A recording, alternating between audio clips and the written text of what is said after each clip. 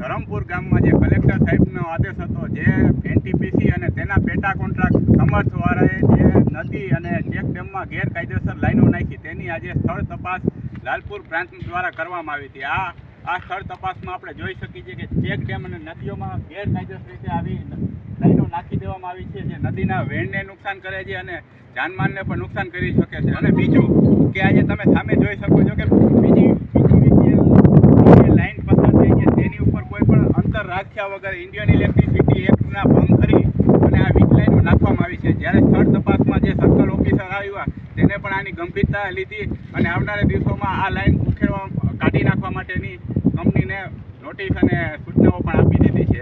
અને બીજું કે આજે ગેરકાયદેસર કામ કરતી તમામ કંપનીઓને કહેવા માગી છે કે તમારી જેટલી પણ ગેરકાયદેસર પ્રવૃત્તિ હોય જામનગર અને લાલપુર જિલ્લામાં બંધ કરી દેજો, કારણ કે અમે કોઈ એવા નેતા નથી કે એક બે આવેદનપત્ર લખી અને તમારી આ વાત દબાવી દે. અમે જ્યાં સુધી આનો નિર્ણય નહીં આવે, તમારી ગેરકાયદેસર પ્રવૃત્તિ બંધ નહીં થાય કે દૂર નહીં થાય, ત્યાં સુધી આ કાર્યવાહી ચાલુ રહે ને તમામ કાયદાકીય કાર્યવાહીનો તમારો સામનો કરવો જોશે. અને બીજું કે આ કંપનીને સાવરતા સ્થાનિક નેતાઓ તેમજ સ્થાનિક અધિકારીઓ પણ સમજી લે. આવનારા દિવસોમાં ઇલેક્શને આવે છે અને આવનારા દિવસોમાં કાયદાકીય કાર્યવાહીથી તમે પણ નથી બચવાના.